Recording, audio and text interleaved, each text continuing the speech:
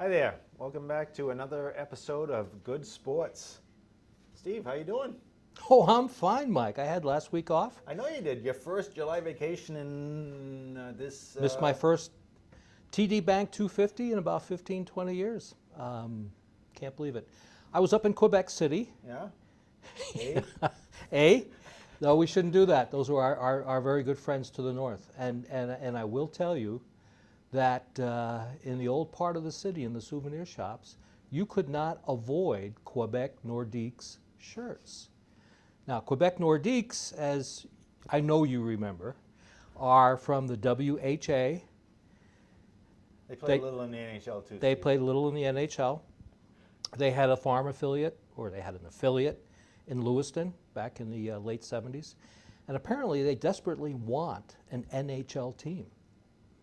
There's talk up there anyway, that could be the Phoenix Coyotes. There's talk on this side of the border too, but whether the Montreal Canadiens will allow that to happen, not to mention Gary Bettman, I don't know.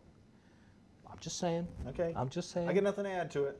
I know you don't. I know the Nordiques are a fun team to watch when they used to play the Bruins. Stastny brothers? Up and down the ice, shooting like crazy. They're fun to watch. Right. It'd be good to have a team in Quebec. It would. All right. It would. So, now let's get rooted in... Where do we go from there? Where do we go from here? Let's start with Dustin Pedroia. He was already a rich man. He became a very rich man this past week. He did, and I was talking to my son about that today in the context of the face of the Red Sox. Sometimes we can belabor that, but I think at the pro level, particularly with teams in baseball, basketball, Paul Pierce was the face of the Celtics for so long until the big three came along.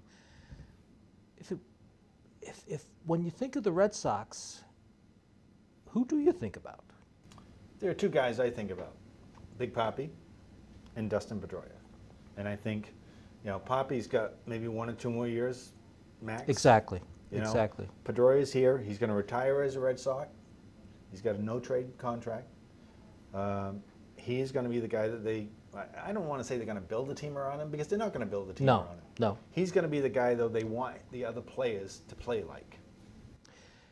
He, until last year with the Kevin Youkilis, Bobby Valentine deal, where Dustin Pedroia said some things, that were negative about the situation. We don't do that around here. In other words, when Bobby Valentine publicly chastised or questioned Kevin Youkilis, that kind of rubbed some people the wrong way in regard to Pedroia. But last year was last year, and everybody didn't come out smelling very well. Pedroia, I think, represents a spirit that fans, the blue collar, certainly, the never quit. I mean, call it whatever you want, but he is that. He embodies that. He does. And you're right, Big Papi, how much longer, we don't know. So I'm cool with that. Be nice to see someone with a little continuity, because heaven knows who may be gone tomorrow. We got the trading deadline coming up. They need, I think, the fact that Buchholz now isn't going to pitch until September, they need another pitcher. They need another starting pitcher. I still think they need someone in the bullpen. I'm not sure Matt Thornton is the answer. He's serviceable, but they need someone who's going to come in and be the lefty who makes the bridge from the 7th to the 9th. And is John Lester really a number one? He was in April and May, but not so much now. Right. Not that the Red Sox are going to find a number one or even a number two, right. Particularly since the Atlanta Braves just lost Tim Hudson. Right.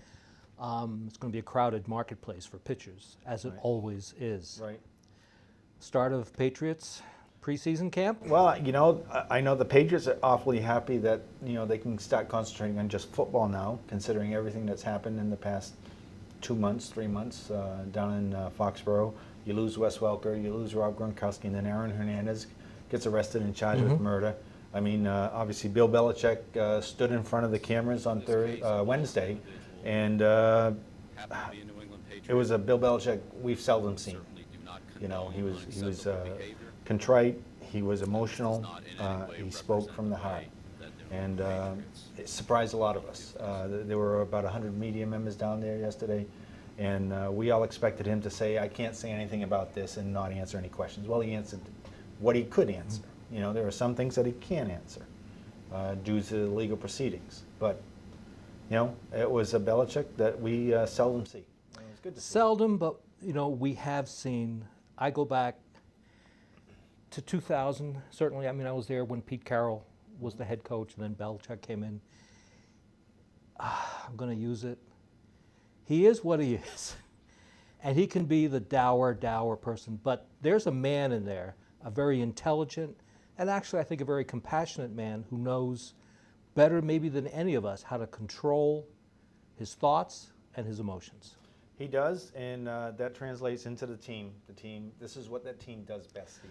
This is why this team will win the AFC East again this year, because this is what they do best. They're professionals. They are. They'll put this in their rearview mirror. They will. So that's it for this week. Steve, we'll see you in 7 days. Yes, you will. Take care.